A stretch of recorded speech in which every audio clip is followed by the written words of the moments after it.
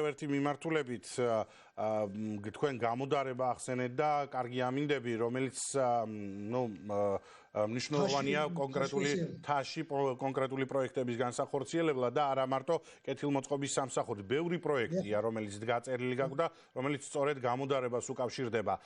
ზოგადად ამ პროექტებზე რო ვისაუბროთ, რა პროექტები დაიწყება კარგი ამინდების დადგომისთანავე?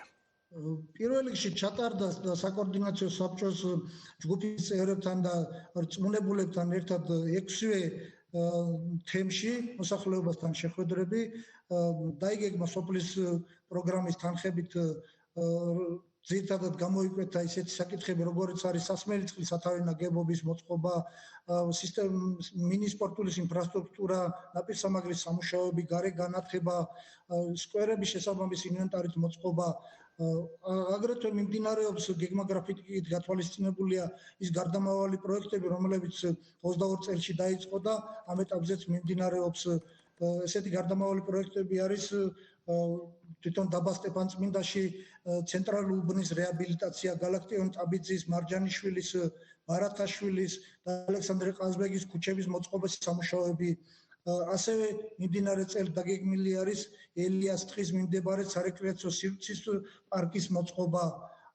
ასევე სიონის თემში სიონის ღვთისმშობლის ტაძართან მისასვლელი გზის რეაბილიტაცია, სამამულო ომში დაღუპულ გმირთა მემორიალის რეაბილიტაცია, ასევე გორის ციხეში ტაძართან მისასვლელი გზის რეაბილიტაცია და წყლის სისტემის რეაბილიტაცია. სოფელ ტყარშეთში გვაქვს შიდა საუბნო გზების გზის რეაბილიტაცია, საკანალიზაციო სისტემისა და წყლის სათავე ნაგებობის მოწყობის სამუშაოები. ყანობი რაც შეეხება გზის საყრდენი კედლის მშენებლობა და სარიტუალო სახლის განახლება.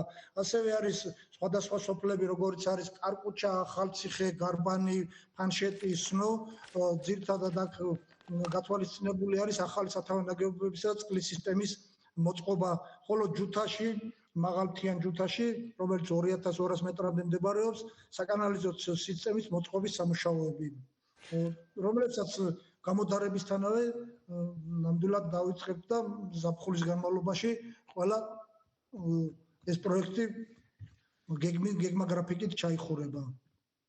ძალიან დიდი მადლობა პასუხებისათვის. მაყურებელს კი შევახსენებ, რომ ყაზბეგის მუნიციპალიტეტის მერის მოადგილე ტარიერ ხულელიძე პასუხობდა ჩვენ შეკითხვებს პირდაპირ ეთერში. რეგიონული განვითარებისა და